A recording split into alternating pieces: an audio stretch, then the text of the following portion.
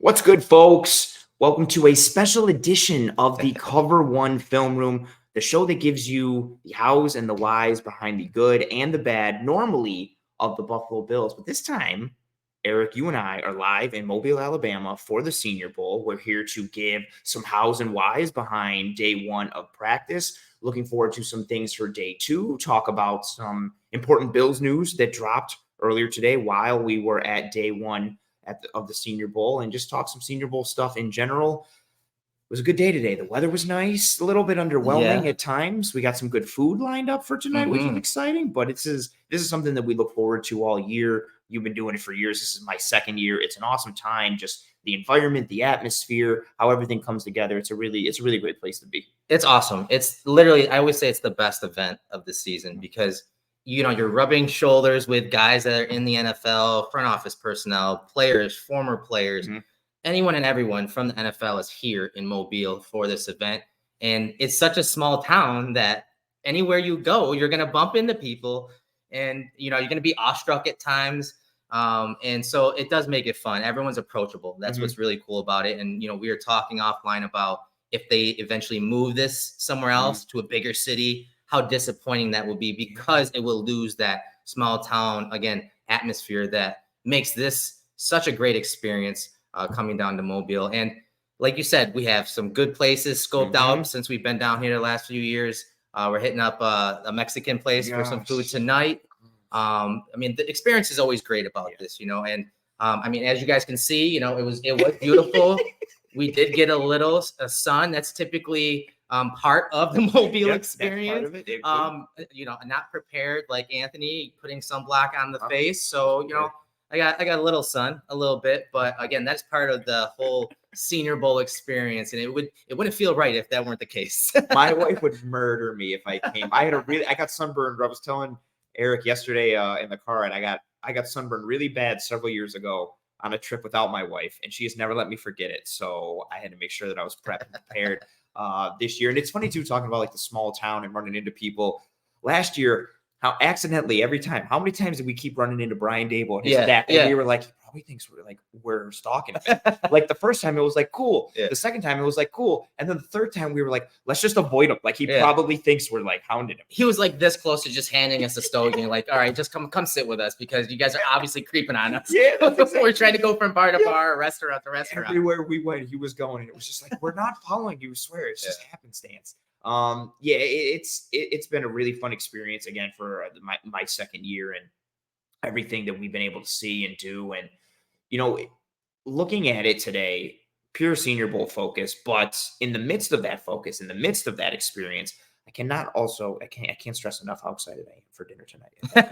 But besides that, excitement for Bills fans with the announcement of Bobby Babich staying with the Buffalo Bills, and not only staying, but receiving a promotion in some capacity. At this point, moving from linebackers coach to defensive coordinator. You and I were talking earlier, like what will that entail as far as play calling? How much of, is it I don't want to say real and disrespect anyone else, but is it like a fully encompassed defensive coordinator role, or is it an Eric Washington defensive coordinator role where you're not calling the plays there? But either way, no matter how you slice it, a move that you and I are both a fan of, and one that we're interested to see as far as what tweaks or adjustments this may lead to the Buffalo Bills having in 2024. Yeah, and it starts with, is he calling the plays? That's the big question, right? Until we find that out, all the other dominoes that will fall into place after that. And I said that, I'm okay with him calling the plays while we loved what Sean McDermott That's did. An important caveat. Yeah, let's start with that because last year, especially once Frazier walked away, we knew that we were going to see a more aggressive defense. And not just necessarily blitzing, but just the way they approached, especially certain situations. They were going to be aggressive. They were going to be up the field as normal, but they were going to bring pressure, and different types of pressure. And so I think that was expected. So we saw that philosophy change. That's great. And we liked that. But was it, having those duties of calling the plays and being in the defensive room a lot more as opposed to wearing the hat of a head coach, did that take away from some of Sean McDermott's responsibilities and his ability to handle that or not handle that? So that's the part of the issue here is, we liked what he called, but did it hurt the team overall? That's what they're evaluating. And I'm sure that McDermott has had this discussion with Babich about play calling, who's going to call the games on Sundays, and obviously the responsibilities that come with that, and then the positional responsibilities. You know, is he still going to be coaching linebackers, whether he's calling the plays or not as a DC? So there are some other things that are dominoes that are going to fall going forward. But from the standpoint of, you know, promoting him, that's great. He's got the energy. The team on that side of the ball, the team is going to shift a little bit as far as personnel goes.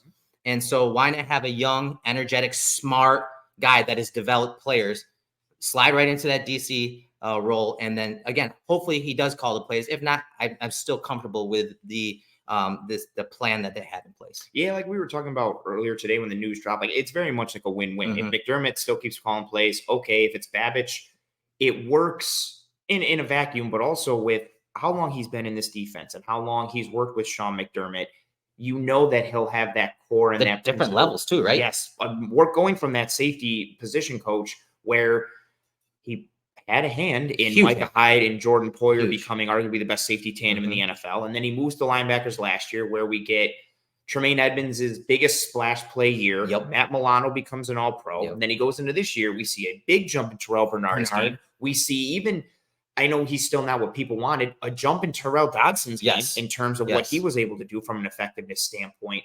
And so seeing that track record from a position standpoint, knowing how long he's been in the system and been in the scheme, but then to your point, like that ability to take all of that and that knowledge and that knowing of what Sean McDermott wants and the core principles and foundational pieces and player development spots, but then being able to add a little bit of a modern twist to it and kind of give a facelift maybe in certain areas. And it's a fun layering aspect that could happen for this defense. And I really do like your point as well about, you know, I really like Sean McDermott as defensive coordinator, but it's a hard thing to do to coach a position or to have a position where you're coaching an entire side of the ball while still having the purview and overview and oversight of the entire team. It's hard. It's why these offensive minded coaches like Andy Reid or Zach Taylor in Cincinnati, we talk about all the time. Well, who do they have on defense? Steve Spagnuolo and Lou Anarumo, guys who all you have to do is knock on the door and be like, hey, how's it going this week? Lou, everything's good? Okay, cool. Like they can handle that entire side. You need anything? No. All right. All right, cool. I'm going back to like my offensive side over here. Like, so they have that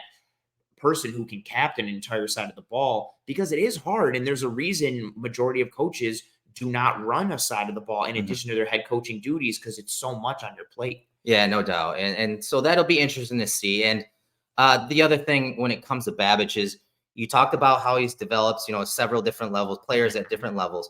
And maybe he is that next, you know, evolution of the defense. Maybe he starts to bring in some different wrinkles. You know, he's been in this scheme. He knows it inside and out from all three levels.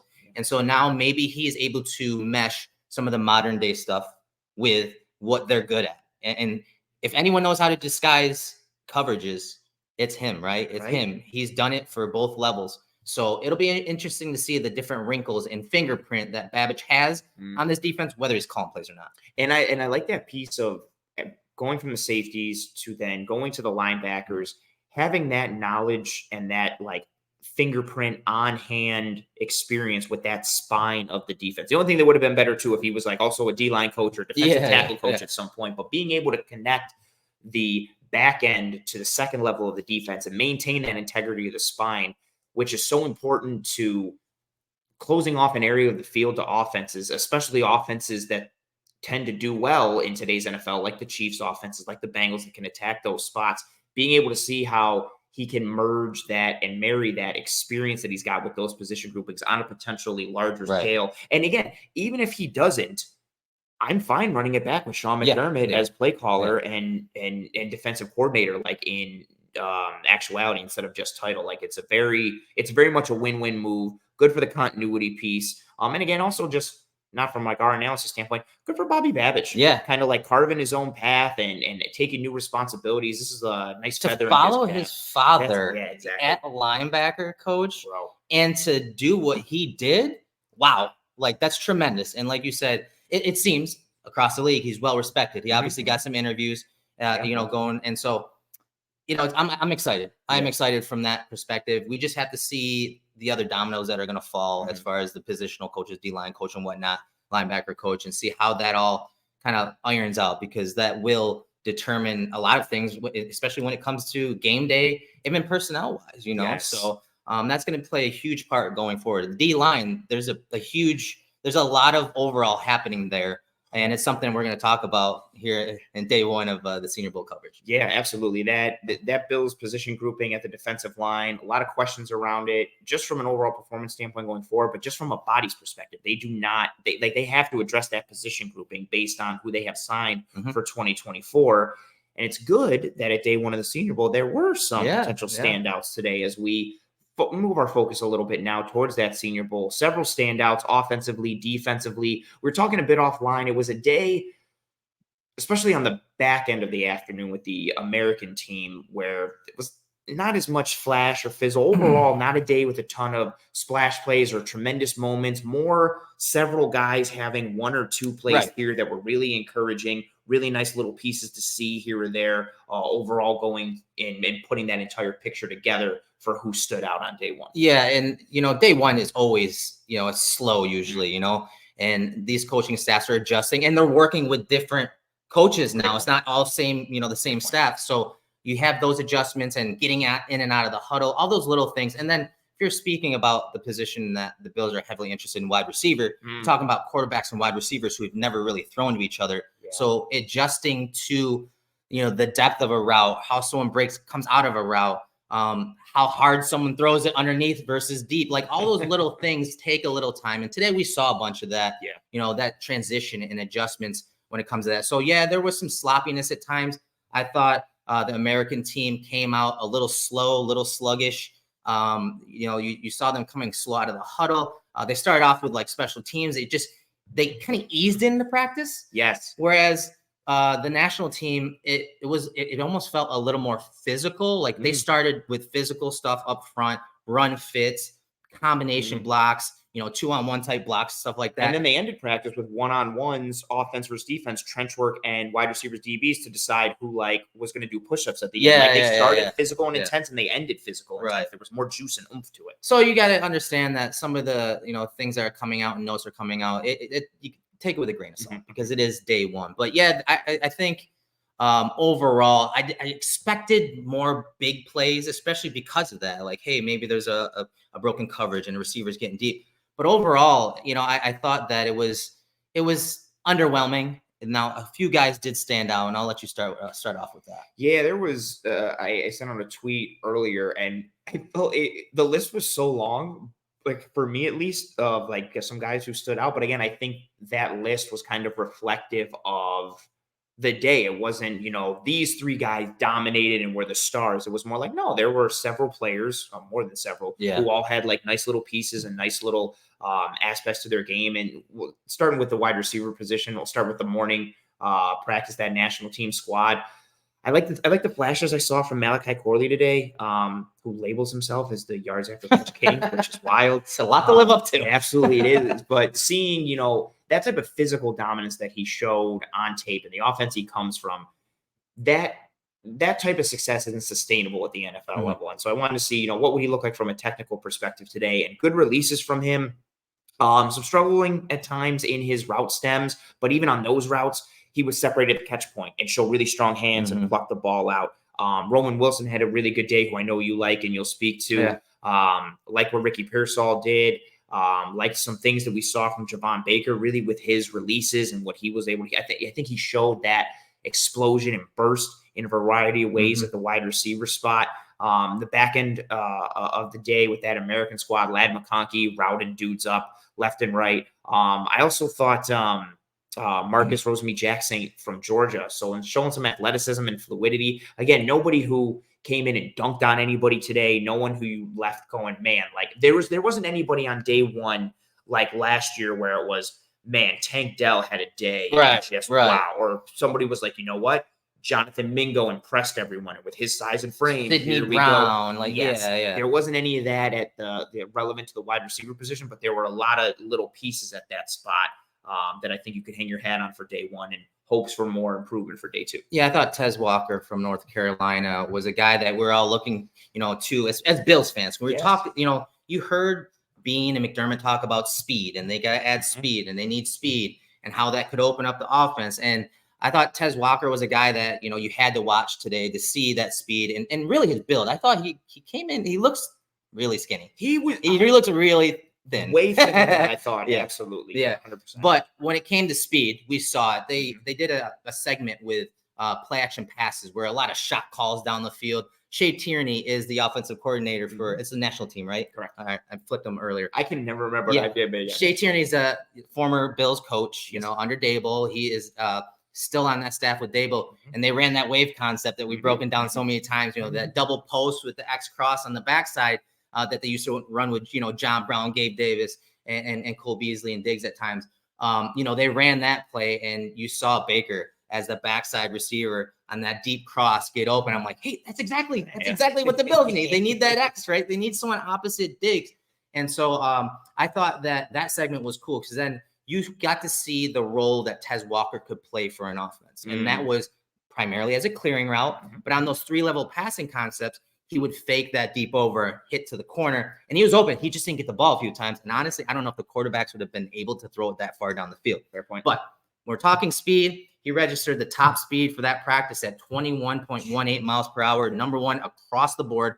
So you got to see some of that in some of those segments. But again, the quarterbacks are kind of shaky here. Besides Milton, as far as arm strength goes, there weren't many opportunities for guys like Tez Walker down the field. If we're talking 40, 50 yards down the field. But yeah, the guy, Roman Wilson, Michigan wide receiver, if you asked us like what exactly stood out, it was just, we'd say he just got open. He just got open. And I think that's actually a huge compliment because playing wide receiver is not always about your physical skills. It's not always about, X's and O's. It's sometimes just timing. It's okay. I'm running a post route here. At what point is the quarterback's eyes are they going to be at this moment in this progression? And I feel like that's exactly explains like how well he does, how he is at getting open. And there was a play he got behind the entire defense, and he doesn't come across as this speedster, but it was the timing of how he got to the post, that middle of the field, and he just stood out. He just got open at all 3 levels, and he's a guy that I did not watch a lot of film of because of the prototype of the type of player he is, but I'm going to go back and watch it now. You had a great line about him too when we were leaving practice today, where the way he kind of approached everything and how well he was doing drill team, it just seemed, your exact words were, it just seemed like he was like, okay, I'm done with this. Next, what else do you got? Business, right? Yep. Okay, this is what's in front of me. He was always the first guy in the wide receiver drills, and anything they went to, any segment they went to, he's first one up. And he's just like, all right, this is what they're handing me. I'm going to take care of my business and move on to the next play. That type of like leadership and calmness and poise, it's like he had been there before. Absolutely. It's like he's a pro. He's a pro already. And I don't know if it's, the season that they had at Michigan or how that program is run, but he just, showed up it felt like obviously this is a practice, but it felt like he was at a regular like Michigan practice. Like he was just like, no, I'm here to like do my job and I'm gonna execute and do well. And he had a very strong day, especially in a position group that is so highly touted coming into Senior Bowl week for both squads and both teams. And he was definitely a nice standout. Another standout, position of need. We talked about defensive line positions being a need for the Bills.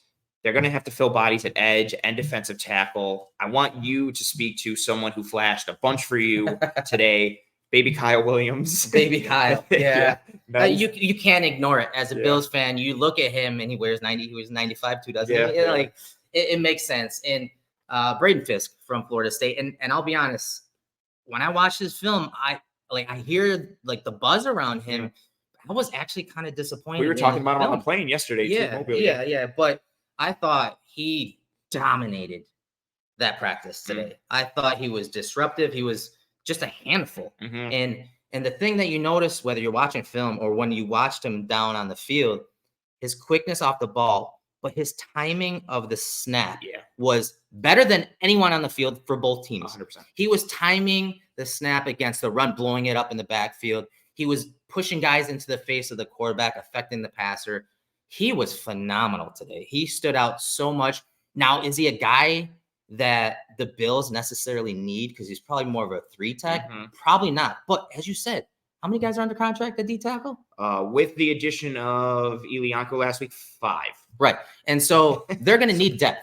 They're going to need depth. And maybe he's not, a starter, but he is that type of rotational player at 3-tech that you love, because he's obviously got some of those skills, whether it's time in the snap, burst, explosiveness off the ball, but also the effort and hustle is there. On that screenplay, he immediately read it. Yeah. It got outside, and he hawked the guy down on the far sideline. So he's a perfect rotational player and wave player to throw out along the D-line. And that's a good point too with what you're looking for at the Senior Bowl. It's nice to have those high-end pieces. Like you want to know, okay, so which one of these guys could be like the first-round pick at 28 and who it could be. That's not necessarily what everybody is here. You're going to get players and guys who are, this guy's going to be a really great fourth-round pick, or this guy's a nice middle of day 3 kind of guy, or this guy's creeping into the back end of day 2.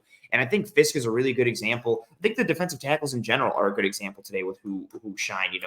Fisk showing out. There were some nice reps from Marcus Harris from Auburn, someone who you really like in the morning practice, Dwayne Carter from Duke, Tavondre Sweat, who Bills fans know because he is a huge, large mountain of a man, refused to get moved off the ball today. But he's not it's not soft. No. I know they didn't list his weight officially, but you would think it'd be soft. But he's he filled it out well. He's mountain. I mean, and then you see 93, and who did I say he kind of reminded me of? Gilbert Brown. He's got that look. And yeah, when they started their practice, as I said earlier, they started their practice with combination blocks. Those ace blocks between a center and a guard, those type of looks. And he was just stalemating left and right. He was stalemating left and right. And I thought he did show a little juice as far as a pass rusher, but I don't think he won as many reps as you would expect in one-on-ones. If when you're just talking power too, because who was the offensive lineman that anchored down versus him a few times? Bolimer from Arkansas. Yeah, did a really good job of anchoring down, doubling under, and locking him in. But either way, I thought for the most part, Sweat played on the offensive side of the line of scrimmage. He looks really good, and your eyes draw to him because of his size. I was doing more work with wide receivers and DBs today, and every time I kept looking to trenches, I was either seeing Braden Fisk, Marcus Harris, Carter, or Sweat. And every time I looked at Sweat, it was just, here comes a double team, and he's just not moving. And it's not like he's dropping the knee. He's just meeting both guys. Yeah. There's no movement. He's gumming up the works. And then a linebacker comes from the second level. So one of those double team guys has to peel off to climb. And so then, Sweat just splits him and goes through and makes a play in the backfield. Exactly like you said, him playing on that offensive side of the line of scrimmage. And again, this is what, depending on what happens with Daquan Jones for the Bills, obviously they need another starting player opposite of Ed Oliver. But even if you're not looking at starters, exactly like we said, with how many players they have on the books for that position grouping, they just need bodies at edge and on the interior. So there's going to be activity there. Yeah. It doesn't mean it's going to be a first-round guy or a high-priority free agent signing. It might be a bunch of dudes on day 3 or some dudes on day 2. And they're going to have 10 draft picks with a comp pick from Tremaine Edmonds. That's a lot of opportunity. And you've had a great point yesterday and today, every time we've been talking about the Bills draft picks this year, like where they are from a cap situation and what the markets look like from a cost perspective for undrafted free agents. Yeah. You might want to use all 10 of those picks and rack up and see how much cost effective talent and production you can get. Right. And given the holes that the Bills have, and I don't mean holes from a quality perspective, I mean literal holes that they have to fill with bodies. These guys in the defensive line potentially became an opportunity. Yeah, it's a numbers game, right? It's a numbers game. And the other D tackle, because I kind of focused on interior defensive line that stood out. You mentioned him, Dwayne Carter, man. Yeah. And he's another guy that, when you watch his film, and especially if you're talking stopping the run, I thought that was kind of his weakness. And he has a really good, pass rush plan. It just, there were times where he get washed out a little bit. Like he has on film, I saw cross chops, I saw spin moves. Like he's got this great lateral burst and agility, and they used a lot of twists and stunts that really highlighted some of his athleticism. But today, they used him at nose tackle a bunch. And so he's just over 6'2", 308 pounds, 33-inch arms. And, I asked him when I interviewed him, I said, hey, tell fans about how important a stance is, because his stance is textbook, flat back. And so when he's coming out, he's not popping up. He's low already. His eyes are over his hands. He's playing with his hands first. And I thought he stood out really well, especially against the run. Again, not an area I thought he was all that good at. But he's playing this at nose tackle, and he was the nose tackle to the front side of a few weak side runs as a shade nose tackle. And he made those, the running backs cut it back. And then I saw Gabe Hall make a few tackles, the D tackle from Baylor on the backside of these runs. But overall, man, I mean, 3-time captain, from Duke. He's got the pedigree. His dad played at Ohio State. He had an uncle that played running back at Notre Dame. So it has some of those like Billsy, McDermott type vibes that they, and Brandon Bean that they kind of like. And so I could see him being one of those type of guys too, that is, a wave player, a rotational player, but those guys play a lot of snaps in this defense. Absolutely. Man, imagine if he was was a wrestler at some point. I know. Even if it was like, 1 year, like in the 8th grade, I wrestled. They'd be like, oh my God, you check every single box for this team. But then that's a good point. Like you need these rotational pieces. And again, this doesn't mean that these players can't potentially have a higher ceiling or have a trajectory that puts them into a starter level. But there are a lot of nice, solid role rotational players that are developing along the interior of the defensive line so far on day one of the Senior Bowl, which is important given, again, the need. We're going to talk about it all offseason. Yeah. We go into free agency, and then depending on what happens in free agency and going into the draft, and I know how much it's going to frustrate people because everybody talks about how many resources they pour into the defense, especially on that defensive line, but it's a position of need for this squad based on how many bodies they have. What else on day one, Eric? Anybody else, another position group that stood out, person, any type of anything on day one that stood out for you? I was looking at safeties early too. Cole Bishop and Sion Vaki from Utah, and underwhelming for those two, especially Bishop. I like his competitiveness and his ability to come down to the box and carry tight ends. But I thought today some of those bigger tight ends took advantage of him and just his size. He's not that big of a guy. He's kind of thin, and he was getting pushed off, at the top of these breaks and routes. And that separation was there against guys that aren't really route runners per se, but they had the muscle to create that separation. I thought those guys were kind of underwhelming, but still very productive players in college that in many ways, especially Bishop, I do think there is some ability for him and those guys to translate into the Bill scheme, there. So I'm going to be watching them going forward. I do think that today was a negative for them, but we'll see how things adjust. Yeah, we talked about Bishop during practice. It was unfortunate given like the makeup of the tight ends for the national squad. These just big mauler type dudes who were able to kind of push him around, especially like on the break and at the catch point. But yeah, he's got some fun pieces on tape. Safeties don't really concern me at all this offseason or today. Just kidding. Cam Kitchens had a couple of real nice reps today.